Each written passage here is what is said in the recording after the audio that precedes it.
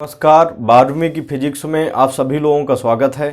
देखिए भाई, जो है ये जो चैप्टर चल रहा है, आपका कौन सा चैप्टर चल रहा है? 12वीं में आपका चैप्टर चल रहा है गतिमान आवेश तथा चुंबकीय क्षेत्र। इसमें सारे टॉपिक हो चुके हैं, बात समझ रहे हैं ना। सारी थ्योरी हो गई है, सारे डेरिवेशन हो गए हैं। तो चूंकि थ्योरी और डेरिवेशन आता है परीक्षा में, तो इसमें की सारी थ्योरी सारी डेरिवेशन कर चुके हैं। अब देखिए इसमें न्यूमेरिकल्स देखेंगे भाई। तो देखिए न्यूमेरिकल्स में ये जो है पहला न्यूमेरिकल आपका क्या कह रहा है, एक परिनालिका की लंबाई 1 मीटर। तो परिनालिका की लंबाई लिख लीजिए, लंबाई L बराबर कितना दिया है, 1 मीटर दिया है। और औसत व्यास, तो व्यास D बराबर कितना दिया है, 3 सेंटीमीटर। बात समझ रहे हैं ना। सारे मात्रक SI पद्धति में होने चाहिए, तो इसको 3 सेंटीमीटर को बदल लो, तो इसको कह सकते हैं 3 गुणे 1 सेंटीमीटर में कितना, 10 की घात -2 मीटर। तो सेंटीमीटर को क्या कह सकते हैं, 10 की घात -2 मीटर कहेंगे। बात समझ रहे हैं ना। तो सेंटीमीटर किस में बदल गया, मीटर में। इसके बाद कह रहा है कि इसमें तार के प्रत्येक 800 फेरों की 5 परतें हैं। बात समझ रहे हैं ना।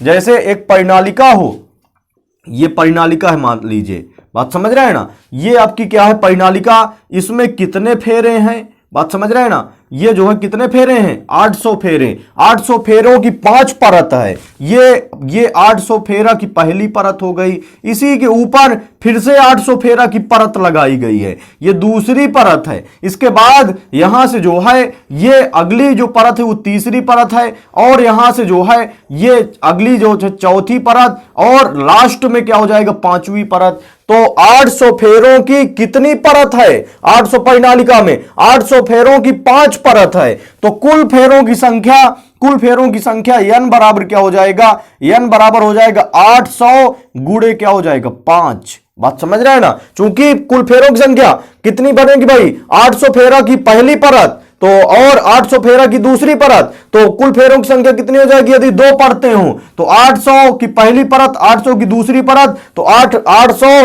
और प्लस 800 कितना हो जाएगा, 1600, या 800 गुणे 2। यदि 3 परतें हों तो 800 प्लस 800 प्लस 800 मतलब 3 गुणे 800। यदि 5 परतें हैं, पहली परत हो गई, इसी के ऊपर 800 फेरा की दूसरी परत, इसी के ऊपर तीसरी, इसी के ऊपर चौथी, और 5वीं परत है, तो 800 गुणे क्या हो जाएगा, 5। ये क्या हो जाएगा, कुल फेरों की क्या हो जाएगी, संख्या हो जाएगी। और परिनालिका में प्रवाहित धारा कितनी है, 5 एम्पियर। तो परिनालिका में प्रवाहित धारा I बराबर क्या हो जाएगा, 5 एम्पियर। और हमें निकालना क्या है, परिनालिका के केंद्र पर या परिनालिका के अक्ष पर, परिनालिका के अक्ष पर या कह ले या केंद्र पर कह ले, दोनों एक ही बात है। बात समझ रहे, जो कि परिनालिका का केंद्र क्या होता है, यही होता है। तो परिनालिका के केंद्र पर या परिनालिका के अक्ष पर चुंबकीय क्षेत्र की तीव्रता, तो चुंबकीय क्षेत्र की तीव्रता किससे व्यक्त करते हैं, B से।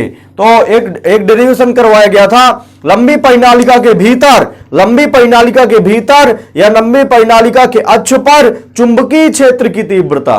बात समझ रहे हैं ना। ये एम्पियर के परिपथीय नियम का अनुप्रयोग, दूसरा अनुप्रयोग डेरिवेशन करवाया गया था। लंबी परिनालिका के भीतर चुंबकीय क्षेत्र, तो लंबी परिनालिका के भीतर उसके अक्ष पर चुंबकीय क्षेत्र B बराबर कितना होता है, B बराबर μ0 NI होता है, या n μ0 I कह सकते हैं। बात समझ रहे हैं ना, n μ0 I कह सकते हैं। तो फार्मूला होता है, एक्चुअली में वहां फार्मूला डेरिवेशन कराया गया था, लंबी परिनालिका के भीतर उसके अक्ष पर चुंबकीय क्षेत्र μ0 NI करवाया गया था, या n μ0 I कह सकते हैं, उसमें कोई दिक्कत नहीं है। तो रख दीजिए मान, तो B बराबर हो जाएगा, n का मान कितना है, 800 गुणे 5, और गुणे में μ0 का मान हरदम ध्यान रखिए, μ0 का मान होता है, देखिए जो है 7 गुणे 10 की घात, तो μ0 का मान होता है भाई 7 नहीं, सॉरी यहाँ 7 नहीं होगा, 4 pi into 10 to the power -7। बात समझ रहे हैं ना।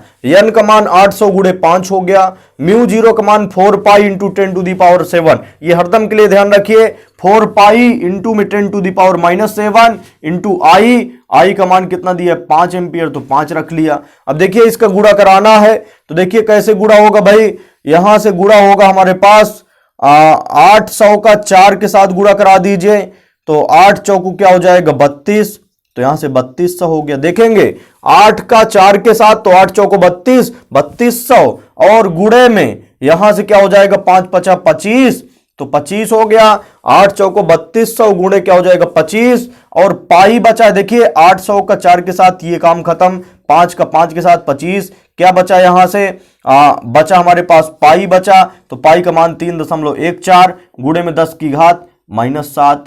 अब देखिए यहां से जो है 32 का 25 में गुणा करा दीजिए, तो 32 का 25 में गुणा कराना, तो 5 दूनी 10 की 0 हासिल 1, 5 नहीं 15, 1 16, 2 दूना 4, 2 त्याई क्या हो जाएगा 6, 0 हुआ, 6 4 10 की 0 हासिल 1, तो 6 1 7 1 8। तो यहां से क्या हो जाएगा 32 का 25 में जब हमने गुणा कराया तो कितना हुआ, 32 का केवल 25 में देख रहे हैं, तो 32 का 25 में गुणा कराया तो 800, कितने 0 हैं 2 0 और बढ़ा दिया, गुणे में कितना है 3.14 गुणे में 10 की घात -7। अब देखिए यहां से जो है इसको हम जो है इसको क्या लिख सकते हैं, कितने 0 हैं 2 2 4 0 हैं, तो 8 गुणे क्या कह सकते हैं 10 की घात कितने 0 हैं 4 0, 10 की घात 4 और गुणे में 3.14 और गुणे में 10 की घात -7 है। अब देखिए संख्याओं का गुणा अलग करा लीजिए, तो 8 का गुणा 3.14 में कराइए, तो 8 चौको 32 की 2 हासिल 3, 8 1 कम 8, 8 3 11 की 1 और इसके बाद हासिल 1, 8 त्रिक 24 1 25 हो गया। और कितने अंक पहले दशमलव 2 अंक पहले दशमलव, तो 8 का 3.14 में गुणा करा लिया, गुणे 10 की घात -7 + 4, चूंकि जो है गुणा में समान आधार में गुणा में घातें जुड़ जाती हैं, तो -7 + 4 कितना बनेगा, -7 से 4 घटा दीजिए तो -3 हो जाएगा। और ये जो है चुंबकीय क्षेत्र का मात्रक टेस्ला होता है, टेस्ला को टी भी कह सकते हैं, बात समझ रहे हैं ना। तो ये हमारा क्या हो जाएगा, आंसर हो जाएगा। इस तरह की छोटे छोटे क्वेश्चन आते हैं भाई परीक्षा में, अब फार्मूला बेस्ड पर क्वेश्चन आते हैं, बात समझ रहे हैं ना। और कुछ अलग टाइप के रख दिए जाते, कुछ रखे जाते हैं अलग टाइप के, ज्यादातर सवाल फार्मूला बेस्ड पर रहते हैं, तो आप फार्मूला ध्यान रखिए, बात समझ रहे हैं ना। और उसमें क्या दिया हुआ क्वेश्चन में वो भी ध्यान रखिए, सवाल आप आराम से बन जाता है। देखिए इसका दूसरा नंबर जो सवाल है, देखो दूसरा नंबर क्वेश्चन हमारे पास रखा है भाई, क्या रखा है क्वेश्चन, दूसरा नंबर रखा हुआ है 20 सेंटीमीटर त्रिज्या के एक वृत्ताकार लूप में। तो 20 सेंटीमीटर त्रिज्या के, तो त्रिज्या कितनी दिया हुआ, जो दिया उसको नोट कर लीजिए, r बराबर दिया 20 सेंटीमीटर, या इसी को क्या कह सकते हैं r = 20 गुणे 10 की घात -2 मीटर, बात समझ रहे हैं ना। त्रिज्या हमारी 20 सेंटीमीटर दिया है, सेंटीमीटर में कितना मीटर, 10 की घात -2 मीटर।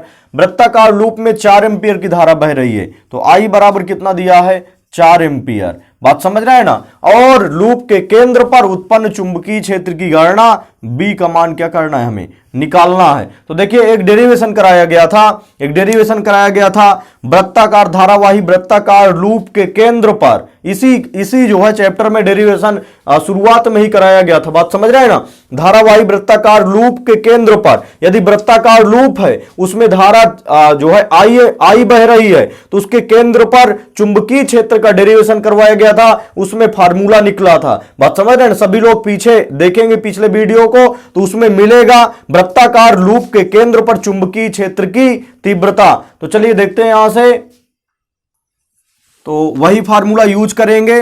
तो वृत्ताकार धारावाही लूप के केंद्र पर चुंबकीय क्षेत्र होता है B बराबर μ0 I/2R होता है, बात समझ रहे हैं ना। वहां से R के स्थान पर R नहीं लिए थे त्रिज्या, R के स्थान पर A लिए थे, बात समझ, तो μ0 I/2A था, स्मॉल a था। तो यहां से A ना लेके यहां त्रिज्या क्या ले रहे हैं, R ले रहे हैं, बात समझ रहे हैं ना। तो μ0 I/2R। तो देखिए यहां से सारी वैल्यूज रख दीजिए, तो B बराबर यहां से बनेगा μ0 का मान होता है 4 pi into 10 to the power -7 into में आई की वैल्यू कितनी है 4 एम्पियर, तो 4 रख दिया, बटे में कितना 2 गुणे स्मॉल आर का मान कितना दिया हुआ देखिए 20 गुणे 10 की घात -2। तो अब देखिए 10 की घात -2 से 10 की घात -2 कैंसिल करा दीजिए, तो 10 की घात -2 कैंसिल, तो 10 की घात -7 से -2 कैंसिल हो गया, -7 से -2 चला जाए कितना बचेगा, -5 ही बचेगा ना। तो यहां से 10 की घात -2 से 10 की घात -2 कैंसिल, तो कितना बचा 10 की घात -5 बचा। अब यहां से देखिए 2 1 कम 2, 2 दूना 4, तो यहां से 2 1 कम 2, 2 दाम 20, तो यहां से जो है जो टर्म बच गया है उसको रख लीजिए।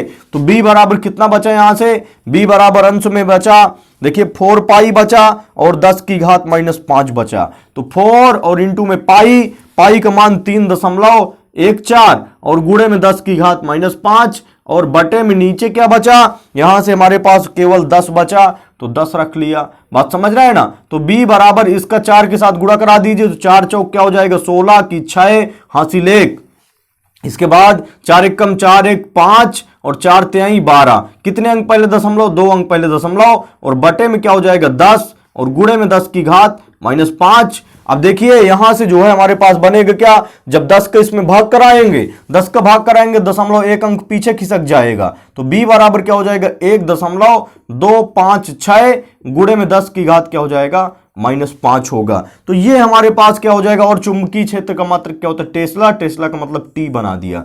बात समझ रहे हैं ना। तो इस सवाल का आंसर है। देखिए इस टाइप के सवाल 1-2 हम होमवर्क के लिए दे रहे हैं, उसको सभी लोग करके दिखाएंगे। और इसमें के जो है थोड़ा सा कठिन टाइप कह सकते हैं क्वेश्चन, अगला जो टाइप बनेगा ये तो एक जो है फार्मूले बेस्ड पर सीधा सवाल आते हैं। इसमें के सवाल आते हैं आपकी चुंबकीय क्षेत्र की तीव्रता निकालने के लिए क्वेश्चन आता है, जो है तार दे दी जाती है, तार के बगल में चुंबकीय क्षेत्र की तीव्रता, वो हम अगली क्लास में कराएंगे। अगले क्लास में क्वेश्चन आपको थोड़ा सा हल्का सा टाइट मिलेंगे, अच्छे मिलेंगे। बात समझ रहे हैं ना, अच्छे क्वेश्चन कह सकते हैं। ये तो बहुत नॉर्मल थे, बहुत सरल क्वेश्चन थे। इस क्लास में थोड़ा सा शुरुआत की गई है न्यूमेरिकल की, तो जिससे आप जो है बिल्कुल सही तरीके से जो है कर सकें, क्योंकि सरल से कठिन की ओर चला जाता है। पहले इस क्लास में थोड़ा सा सरल क्वेश्चन हमने रखा है, कल की क्लास में बढ़िया क्वेश्चन रखेंगे। चलिए देखिए इसमें होमवर्क के लिए क्वेश्चन,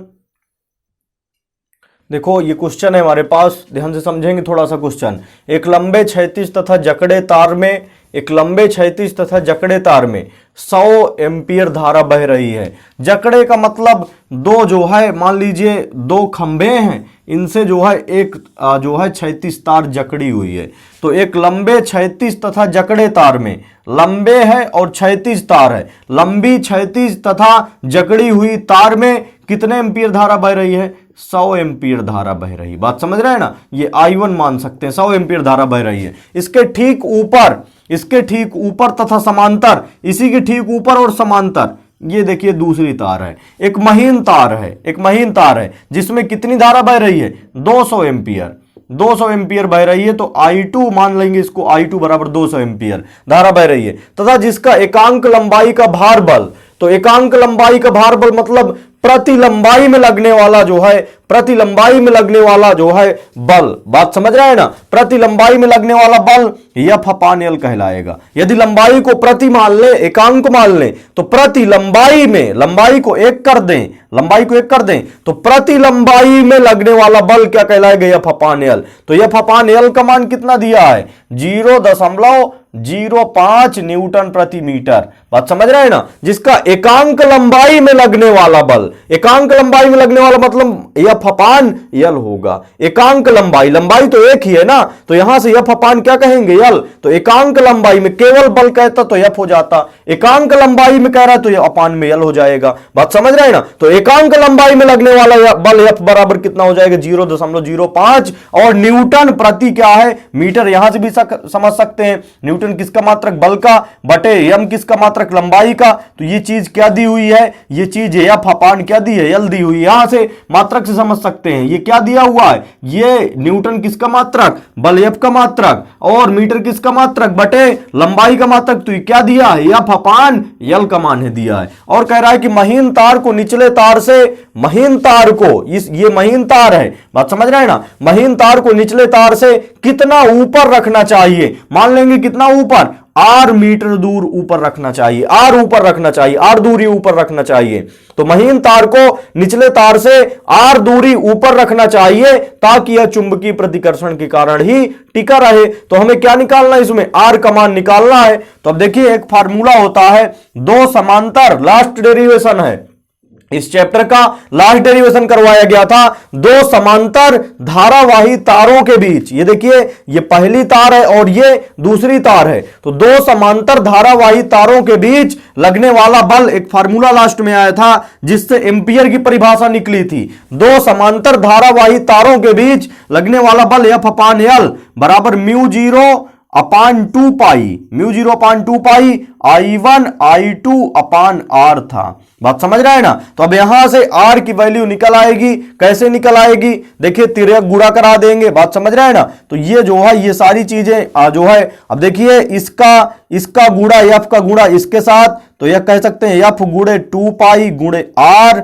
बराबर क्या कह सकते हैं, यहां से म्यू 0 और गुणे में क्या है I1 I2 और गुणे में इसका तिर्यक गुणा L के साथ, तो L के साथ हमें क्या चाहिए, R चाहिए। तो R is equal to mu 0 into I1 I2 और इंटू में L, ये तो हो गया। और ये दोनों चीजें केवल R चाहिए, ये दोनों गुणे में है, इनको बराबर के उस पार ले जाओ तो ये क्या हो जाएंगी भाग में, तो इस पार आई तो कितना हो गया f इंटू 2 पाई हो गया। अब देखिए यहां से म्यू 0 का मान हमें पता होता है, म्यू 0 का मान 4 pi into 10 to the power -7 होता है, ध्यान रखिए। और यहां से I1 का मान दिया है, ये I1 का मान 100 दिया हुआ है। बात समझ रहे हैं ना। I2 का मान 200 दिया है। अब यहां से जो है और f अपान L, तो देखिए L को नीचे ले जाएंगे, जब बाहर में ले जाएंगे तो ये किस रूप में जाएगा, f अपान L के रूप में। हम चाहें इसको तो ये जो है जैसे ये जो है L क्या, ये बटे में है। बात समझ रहे हैं ना। तो ये कहां पहुंच जाएगा, अंश में पहुंच जाएगा। अंश में ये f अपान L यदि लिखा है तो ये राशि कहां पहुंच जाएगी आपकी अंश में, तो f जो है ये क्या हो जाएगा, गुणे में L पहुंच जाएगा। या इसको हम नीचे ले आए, बात समझ रहे हैं ना। तो इसको यदि हम नीचे ले आए तो ये किस रूप में आएगा, ये बटे में आएगा। जैसे x जो है x इंटू वाई बटे जेड यदि कोई राशि रखी है, इसको y को यदि हमें नीचे लाने की जरूरत है, बात समझ रहे हैं ना। तो जब कोई राशि हर में आती है तो हर के अपान में पहुंचती, जैसे यहां से आगे कैसे लिखेंगे x बटे जेड और इस y को नीचे लाएंगे तो ये जेड बटे क्या हो जाएगा y, और यहां से ये y यदि देखें तो ये y आपका ऊपर ही पहुंच जाता है। चूंकि y ऊपर पहुंच जाएगा तो क्या बनेगा x गुणे y और बटे में क्या जेड वही रखा हुआ है। तो इस L को हम नीचे लिख लें तो ये L नीचे पहुंच गया, तो f अपान क्या हो गया L, f अपान L की वैल्यू दी हुई है। बात समझ रहे हैं ना। ये देखिए f अपान L की वैल्यू दी है। एक बार फिर से सुनेंगे, म्यू 0 का मान 4 pi into 10 to the power -7 होता है। बात समझ रहे हैं, म्यू 0 का मान ध्यान रखिए। और इसके बाद I1 का मान दिया है, I2 का मान दिया हुआ है, f अपान L का मान हमें पता होता है। बात समझ रहे हैं, यहां से दिया हुआ है, पाई का मान 3.14। इसी की सहायता से R का जो है क्या कर लेना है, कैलकुलेट कर लेना है। सभी लोग R का मान कैलकुलेट करके, चूंकि कैलकुलेशन बननी चाहिए, यदि कैलकुलेशन नहीं बनेगी तो आप सवाल परीक्षा में बिल्कुल कर नहीं सकते हैं, बोर्ड परीक्षा में, जब तक कैलकुलेशन नहीं बनेगी। बात समझ रहे हैं ना। तो ये जो है R का मान निकाल के हमारा जो है पर्सनली व्हाट्सएप नंबर भाई 7985567816, इसमें जो है सभी लोग फोटो खींच के सेंड करेंगे। बात समझ रहे हैं ना। जितने भी वीडियो देख रहे हैं भाई, ये होमवर्क के तौर पर दिया जा रहा है, इसको जो है इस सवाल को करके, चाहे सही हो अथवा गलत हो, बात समझ रहे हैं ना, आप हल करिए इसको, इसमें जो है फोटो खींच के सेंड कीजिए, तो यहां चेक करके फिर बताएंगे कि आपका क्वेश्चन सही है अथवा गलत है। और कल की क्लास में भाई इससे संबंधित आगे क्वेश्चन कराएंगे। और यदि ये क्लास बढ़िया आपको समझ में आ गई है तो नीचे कमेंट में लिखिए कि समझ में आ गया है। और बढ़िया जो है अगर आप जो है देख रहे हैं तो चैनल सब्सक्राइब नहीं किए तो चैनल को सब्सक्राइब कर लीजिए, इसके बाद देखिए।